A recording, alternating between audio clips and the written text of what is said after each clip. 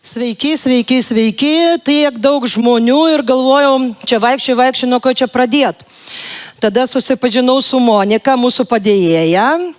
Sakau, koks jūsų vardas? Sako, Monika. Sakau, Monika, nuo jūsų ir pradėsiu, nes Monika manęs paklausė, tai jūsų sekantis pranešimas. Sakau, jo, tamsioji įsitraukimo pusė. Žalio supratimo, sako, nesuprantu, apie ką jūs ten šnekėsit.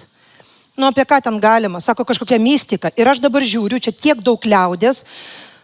Klausykit, o jūs irgi apie mistiką galvojat? Ta prasme, aš bijau jūs nuvilti, žmonės atėjo išsiburti, o nebus, žinokit, nebus. O apie ką bus? Prieš pietus, kas buvo šitoj salėje, girdėjote apie ChatGPT. Kas buvo, kas girdėjo? Jėzus Marija, kodėl jūs tiek daug? Ir aš noriu prisipažinti, kad paruošiau anekdotą, kurį sukūrė ChatGPT. Aš jam parašiau, sukurk man anekdotą, pranešimui ir taip toliau. Ir jis sukūrė. Ir jisai toks nieko bairiuks gavos. Vadovas, stebėdamas savo darbuotoją, pastebė, kad jo nuotaika kaip ir, nelabai kokia faina ir mato, kad yra kažkoks pokytis. Ir pastebi, kad ir jo rezultatai prastėja. Jis, rodydamas atjautą, ateina pas tą darbuotoją ir sako, Petrai, ar viskas pas tave gerai? Ar tu kartais neperdegęs? Petras sako, ką jūs vadovė, baikit, aš visa širdim degų norų išeiti iš darbo. Neblogai pavarė, ne? ChatGPT. Brač, reikėjo sakyti, pati sukūriau. Ladna, varom. Taigi, įsitraukimas,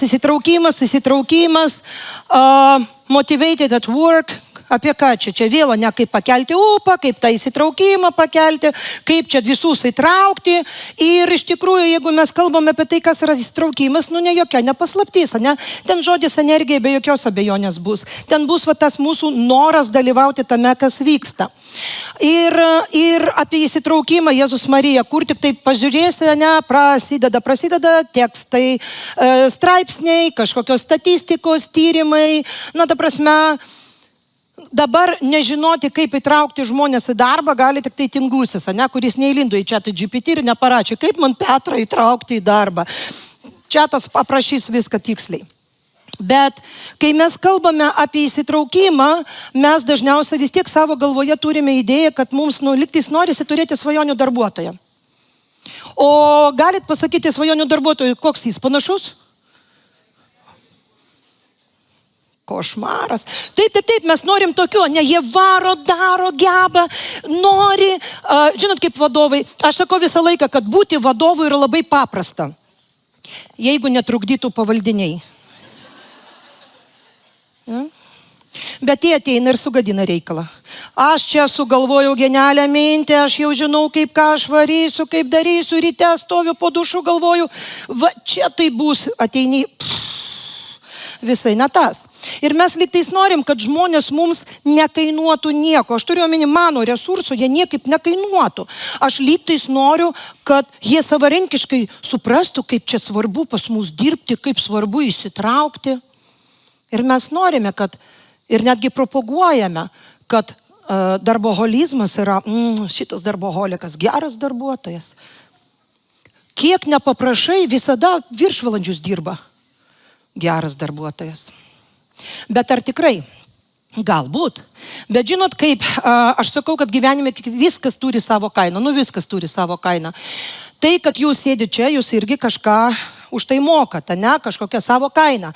Ir jeigu mes pažiūrėsim žmogų, į darbuotoją, darbuotojai irgi žmonės, rimtai, tikrai. Aš darbuotojams sakau, vadovai irgi žmonės, jie irgi netikė, bet mes kaip žmonės, jeigu įsivaizduosim save kaip lygtais tokį puodą su energijos monetomis. Daug energijos monetų. Ir man, kai reikia kažką atlikti, aš dabar užlipau ant scenos, aš turiu prisipažinti, kaifuoju, pasikraunu tą energiją, bet aš ją ir atiduodu. Ir kiekvieną veiksmą, kurį aš savo gyvenime darau, pradedant nuo, nežinau, dantų valymo ir pabaigiant metinės ataskaitos paruošimu, aš iš tikrųjų turiu investuoti tas energijos monetas. Aš investuoju ir laikui bėgant puodas ištuštėja. Ir nieko baisaus, kad mes turim mokėti kainą, nieko baisaus, tas okei. Klausimas, kaip jūs atgal įdedat? Na, jeigu, čia dabar labiau moterims, ne? Moteris, jeigu jūs iš savo vyro sąskaitos visą laiką išimat, vyrai dabar jau labai, ne, nuliūdo. Atgal įdedat? Vyro, sako, nėra. Toj surasim, jūs nepergyvenkit, mes jums toj vyrą. Laisvų vyrų yra? Yra bus. Jo, tai jeigu mes iš savo sąskaitos ištraukėme tą pinigą ir neįdedam atgal, mes laikui bėgant bankrutuojam. Tai iš tikrųjų, jeigu mes savo darbuotoją nuolat prašom, atiduok, įsitrauk, varyk, daryk. O kaip mes atgal įdedam tas monetas ir jam pačiam, ir savo žinoma, be jokios abejonės. Ir šiaip norėčiau jūsų paklausti. Na, įsivaizduokime, ne, mano maža įmonė, daleiskime, ne, 4 žmonės pas mane dirba. Pas jūs galite pridėti nuliukus tiek, kiek pas jūs yra. 40, 400, 4000 ir taip toliau. Pakelkit ranką, kas iš jūsų norėtų, kad jūsų įmonėje pusė žmonių ne tik nenorėtų kažko daryti, bet tikrai nuoširdžiai negalėtų tai daryti. Kelkit ranką, kas norite, tegu pusę nudviestų. Jaučiu tiesiog mojojate, ne? O žinot, ką aš jums pasakysiu? O iš tikrųjų, taip jau yra. Taip jau yra. Štai yra skaičiai, kurie išgauti pernai metų vasario mėnesį Lietuvoje bendrovė Revolap atliko tyrimą. Ir tyrimo metu, iš karto atidarau, kad jūs galėtumėt savo nufotkinti, tyrimo metu ką žiūrėjo. Paėmė grupę, tikslinė grupė buvo 25-45 metų žmonės, darbuotojai, dirbantis žmonės. Ir žiūrėjo jų kraujo tyrimus, kokia ten pagrindinė būklė sveikatos. Ir taip pat turėjo tikslinę apklausą. Ir štai jums rezultatai. 53% ir 47%, tai praktiškai 50-50, ne? 50% vyrų ir 50% moterų jau yra tam tikrose perdegimo stadijose. Įsitraukime.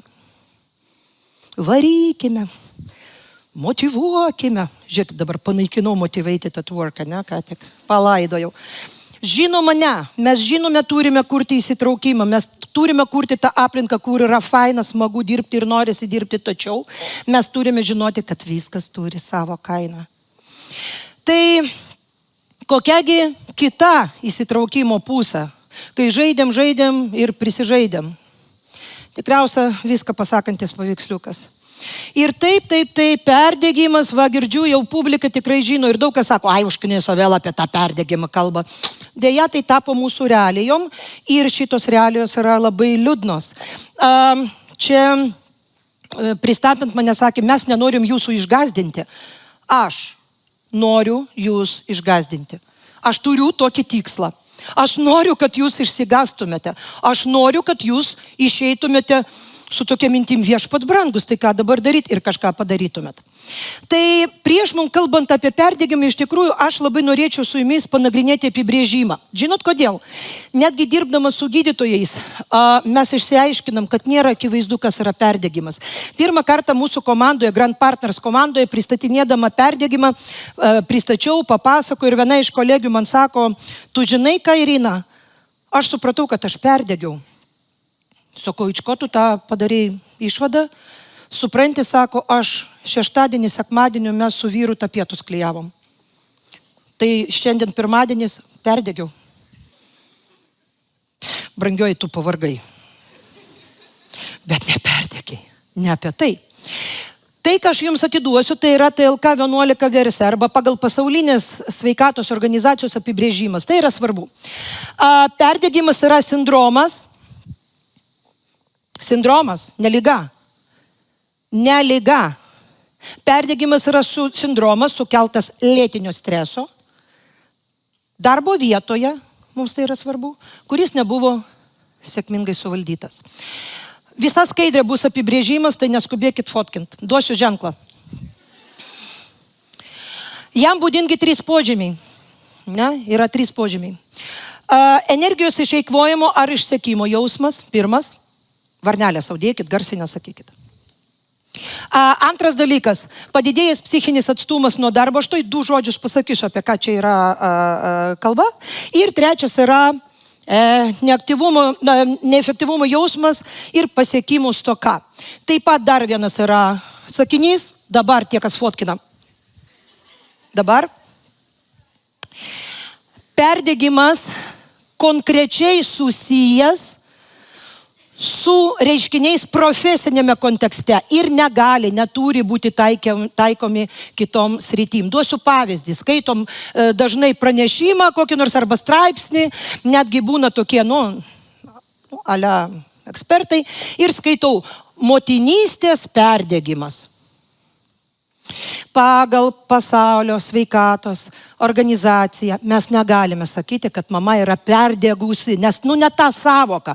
Mamos aplinka kitokia. Taip, požymiai gali būti kažkuo panašus, bet tai ne profesinė. Todėl perdegimą mes galim naudoti tik apie darbą ir darbinį profesinį kontekstą. Dar vienas dalykas, kuris mums svarbus, tai yra lėtinis stresas. Neįmanoma, ėjau ir tokia, perdegiau. Ne, nuėjau papietaut, perdegiau. Taip ryškiai, ne? Tikrai ne. Tai yra lėtinis procesas. Bet atsimenat, žadėjau išgazdinti. Gazdinu toliau. Jeigu iki pandeminio laikotarpio apie perdegimo kalbėdavo, kad žmogus perdega ten keli mėnesiai, jisai ten sunkiai išgyvena tam tikrus dalykus, jis ten gyvena tam lėtiniam strese, dabar perdegimas sutrumpėjo iki kelių savaičių. Aš galiu paaiškinti, kodėl. Tikriausiai argumentas yra. Per daug visko, ne? Tiesiog too much. Ir kai ant tų pačių mėlių mes dar, karšto vandenukų, nereikia man dabar 2 mėnesių, 5 mėnesių tam, kad perdegti. Aš degiau labai ilgai. Ta prasme, gyvenime buvo tiek daug visokiausių situacijų, visokiausių klausimų ir dar, supranti, dar kažkas ant viršaus ir žiūrėk, bum, bum, bum, bum, bum.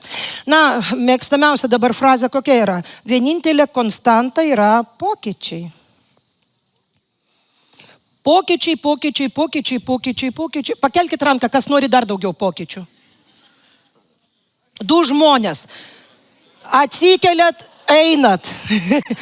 Per jūs mes vis dar pokyčiuose. Mes jau nenorim. Gerai. Tai kadangi mes kalbam apie lėtinį stresą, vis dėlto mums reikia porą dalykų sužinoti apie tai.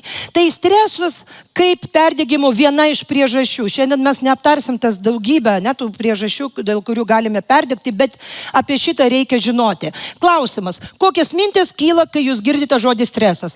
Kam, kai girdite žodį stresas, yra faina? O kam ne faina? O tie, kas susilaikė, atsibūst. Šit dabar vyksta. Gerai. Taip pat žodis stresas lygtais įgavo iš tikrųjų tokią spalvą, kad stresas yra blogai. Bet ar tikrai? O kas žino, kad stresas gali būti gerai? Hebra, deadline'ai. Fantastiškas dalykas, kaip jis puikiai mus mobilizuoja. Ne? Taigi stresas, iš esmės stresas nėra nei gerai, nei blogai. Mums reikia tik tai žinoti, kaip jį matuoti. Ir yra, skiriasi stresas į 2 dalis. Yra eustresas ir distresas. Eustresas tai taip vadinamasis gerasis stresas. Pavyzdžiui, deadline'as, kuris mane mobilizavo, visai neblogai. Arba kontrastinis dušas, į pirtį nuėjom, karštą, paskui kokį šaltuką. Gerai. Dabar įsivaizduokite, jūs stovit po to šaltų dušų 3 valandas. Distresas. Tai distresas, kaip matote, tai yra streso trukmė yra arba labai ilga, ilgai tas tęsiasi, arba gali būti, kad streso lygis toks didelis, kad davė ir aš negaliu su to susitvarkyti. Kartais būna, vienu metu sukrenta daugybė dalykų ir lygtais tu jau nebepaveži.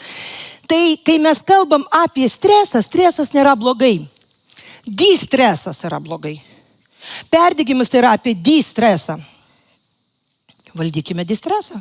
Dabar noriu vadinti, tiesiog nestresuokime. Nesąmonė, taip nepavyks. Tai kodėl tai mums yra svarbu? Iš tikrųjų svarbu mums yra dėl tos priežasties, kad kažkaip stresas mus paveikia. Ir visų pirma, pažiūrėkime, kaip paveikia mūsų kūną. Kas nutinka, kai mes stresuojame? Kūnas padeda. Kodėl eustresas yra gerai? Nes kai aš su to šaltų dušo apsipyliau, vyksta va šitie procesai, kvėpavimas padažnėja. Buvo kada nors, neįlipi į mūsų šiltą Baltijos jūrą. Jau stresas, gerai.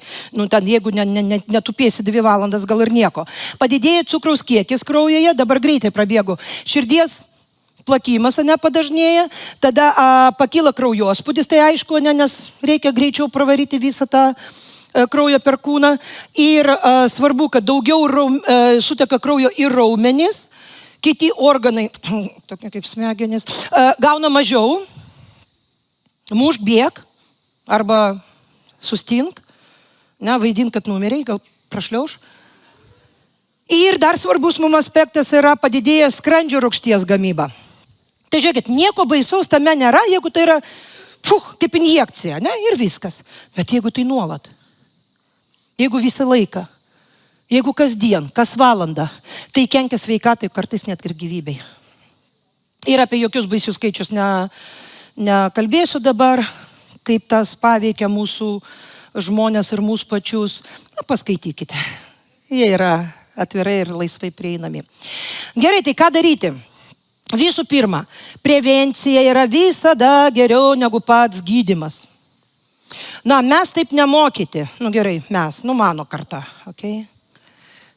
X karta, kur dinozaurus matėm.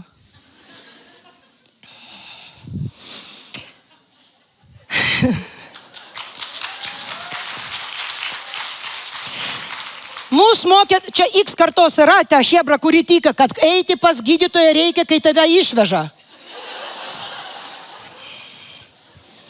Mums gydymas geriau.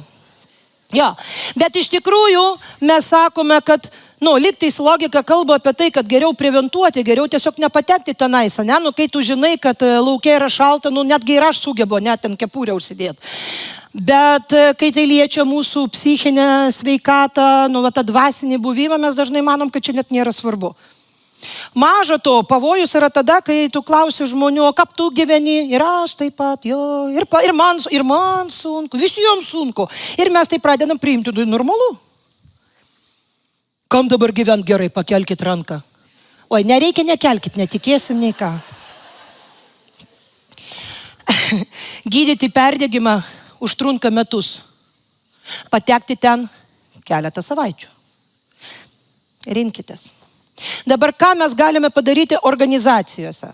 Kaip minimum, duosiu tokias 3 įžvalgas. Kaip sakant, norit darykit, norit nedarykit, bet klausimas yra, jūs ką ten planuojat. Jeigu jūs su žmonėmis planuojate dirbti ilgai, norite, kad jie pas jūs dirbtų ilgai, funkcionuotų ilgai, tai ko gero reikėtų šitą daryti. Jeigu pas jūs ten 15 000 stovi už vartų, tai koks skirtumas?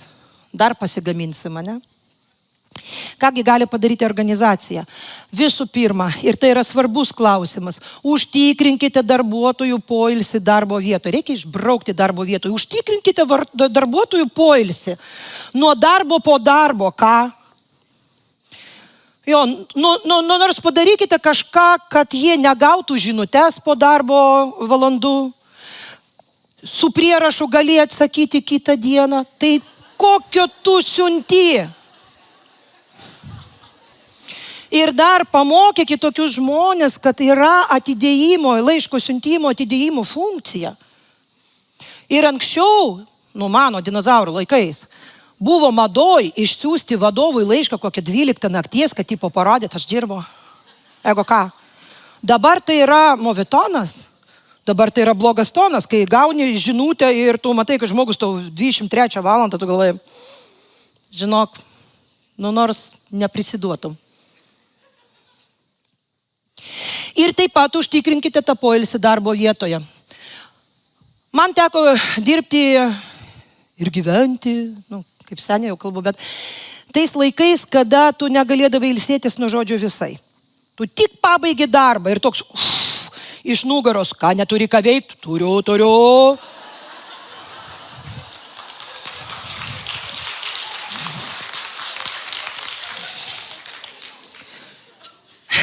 Aš dabar prašau, reguliuokite žmonių darbo tą krūvį.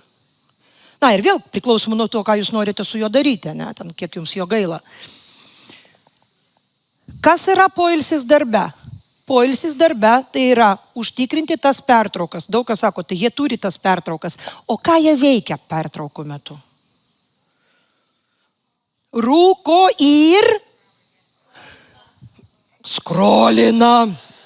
O ten baisios istorijos apie tai, koks baisus mūsų gyvenimas ir kad jeigu tu galvoji, kad šiandien yra blogai, sulauk rytojaus.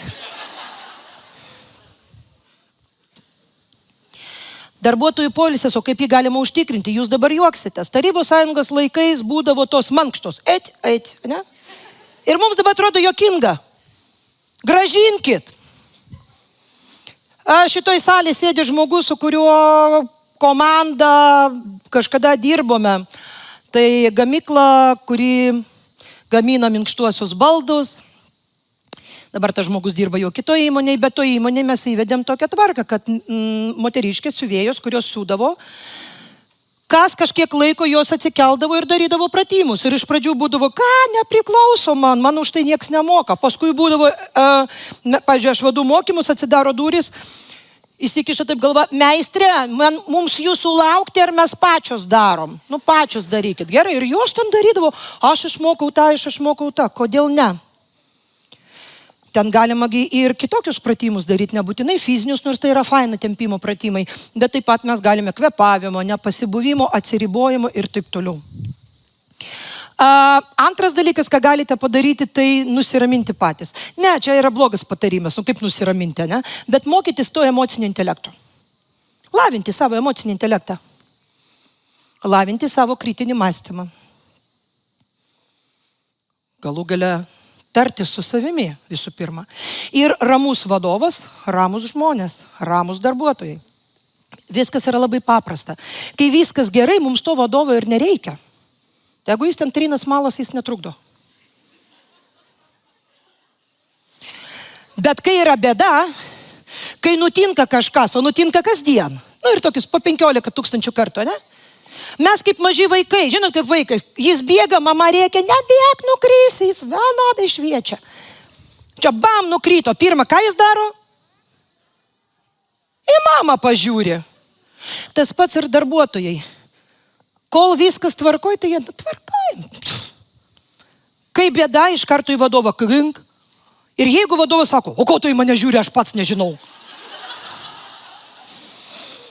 O į ką man dar žiūrėt? Ir trečias dalykas, kurį jūs galite padaryti vardant savo žmonių, tai yra ypatingas dėmesys kultūros stiprinimui, tobulinimui. Na, žinot, šiaip iš tikrųjų, dirbdama su daugybė įmonių, turiu prisipažinti, aš džiaugiuosi to, kas vyksta Lietuvoje. Vis daugiau ir daugiau atsiranda tos pagarbos darbo vietoje, pasitikėjimo, žodis atjauta atsirado kažkokia ten. Neaišku, ko čia, ne? Atsirado vidinė organizacinė kultūra. Ne, kažkokie tokie dalykai. Ir tai yra labai smagu. Vis dar yra ten kai kurios įmonės, kur ateini ir supranti, kad ten kažkaip 80-ieji metai dar neištruko iš ten, ne? Ir tada sėdi ir galvoja, įdomu pranešti šitam vadovui, kad tos šalies jau nėra.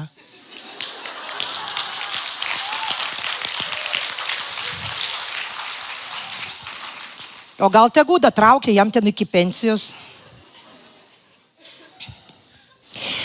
Įmonė gali daryti ženkliai daugiau, bet mes negalim viską apžiūrėti, ne viską padaryti. Ir iš tikrųjų aš turiu prisipažinti, kad mes ypatingai reikalingi savo darbuotojams, ne tada, kai yra kažkokie neaiškus veiksmai. Dabar, kas miega, tai stumtelkit, kad atsibūstų, padarysim mikropratimą. Ir šiaip galvoju, užteks jums sėdėti, atsistokit. Nugi. O Dieve, o viešpatie pokyčiai vėl. Nu taip gerai sėdėjau. Dabar pažiūrėsim, kur tie lavonai, žinai. Gerai. Pratimas mums užtruks 10 sekundžių, įsivaizduojate, ir vardant to kėlėmės. Bet darom labai paprastą dalyką. Ten hebra padėkit mums. Aš sakau, pink, jūs man rodot ponk. Susitarėm, bet turit pataikyt drauge, gerai? Kaip norit. Pink. Pink. Pink. Pink. Čiuk. Nu, kur atsakas? Nėra? Sėskit. Pink, sako, vis tiek pink. Sėskit. Žiūrėkit, pokytis ir kokia reakcija?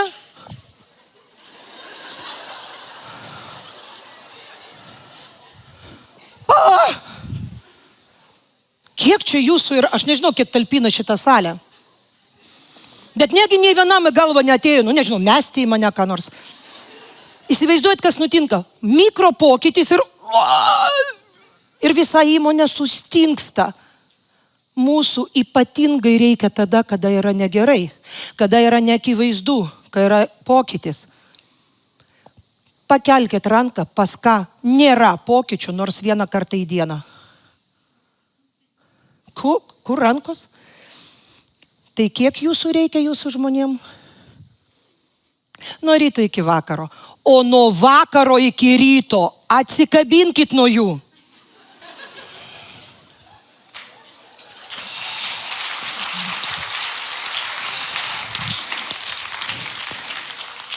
Turime nedaug minučių, 3 ir 10 sekundžių. Tilpsiu. Stresą kelia.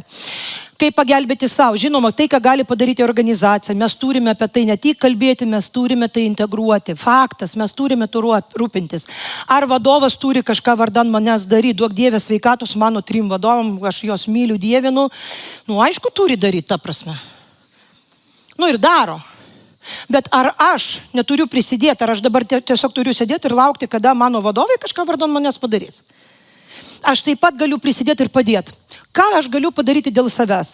Visų pirma, iš tikrųjų norėčiau jums pasakyti, kad kai mes atvažiuojame į Londoną ir žiūrim tą London Eye, taigi matom, kad jis sukasi lėtai, bet pasisuka. Ir jeigu aš savo gyvenime stoviu apačioj prie to London Eye ir ten yra daug tų, sakysim, krypčių, tokių tų vagonėlių. Tas ratas sukasi. Ir aš kiekvieną kartą susipažįstu su naujų vagonėlių, paskui po kažkurio laiko vėl padaro ratą, vėl ateina tas pats, bet visą laiką yra pokytis. Tačiau savo gyvenime žmonės labai dažnai dabar pradėjo gyventi su sustojusiu London Eye ratu. Ir tikriausia daugam bus nenaujiena, yra toks paprastas pratimas, nežinau, arba netgi savianalizės įrankis, kuris vadinasi gyvenimo balanso ratas. Čia yra pristatytas klasikinis. Jūs neprivalote rašyti būtent šitas kryptys, gyvenimo sritys. Neprivalot, jūs galite savo įsirašyti. Pavyzdžiui, viena iš mano pažįstamų pasakė, žinai, man žodis šeima, aš gyvenu viena. Tėvų nėra. Šeimos nėra, aš viena. Man nėra taip svarbu, bet man kritiškai svarbu yra kelionės. Tai yra mano gyvenimo prieskonis. Tai įsirašykite tai, kas jums aktualu. Tačiau klasikoje dažniausiai yra siūlomos šitos kryptis, nes jos tokios analiktis klasikinės. Ir mano rekomendacija imti daugiau kaip 8, galit. Jūs galite imti 5-6 į sveikatą, kad tik patemtumėte, ne? Susitiksim po perdegimo tada. Ir Įsivertinkite, kiek jūs esate patenkinti tuo, kaip pas jūs vyksta gyvenimas su šeima. Ar jums pakanka ir jūs džiaugiatės tuo, kaip yra su draugais. Perdegę žmonės, žinot, ką sako? Man nereikalingi nei draugai, nei šeima. Aš gerai jaučiuosi. Man kapai. Ir va čia yra pavojus, nes jūs įsivaizduojat, ką aš jums sakau. Jūs norite susitvarkyti su perdegimu, investuokite monetas. Reikia kažką su tuo daryti. Perdegimas pats savaime nepraeina. Ir dabar mes visi ruošiamės ir galvojame apie vasarą, kur važiuosim, kaip pailsėsim. Nieko, aš dabar datemsiu iki Liepos. O Liepos, 2 savaitės.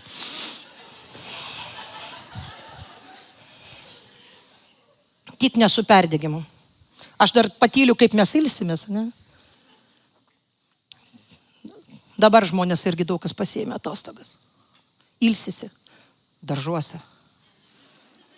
Sako, bet aš ten pailsiu. O tavo organizmas, jam irgi normaliai. Jis laukia Liepos. Pagalvokite, ar jūs esate patenkinti savo gyvenimo balanso ratu. Ir žinote, yra du skirtingi gyvenimai. Vienas gyvenimas skamba taip.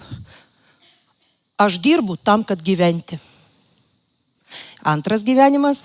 Aš gyvenu tam, kad dirbti. Jūs kuriame, pirmame ar antrame norite praleisti visą savo gyvenimą?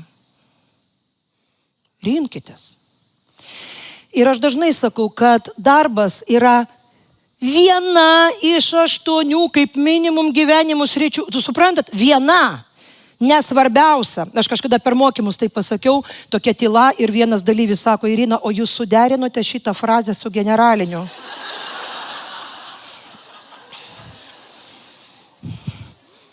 Neprivalau derinti. Tai yra viena iš gyvenimo sričių, viena iš. Ir jinai mums reikalinga tam, kad likusias 7 užpildyti. Štai kam reikia, net virkščiai. Ne?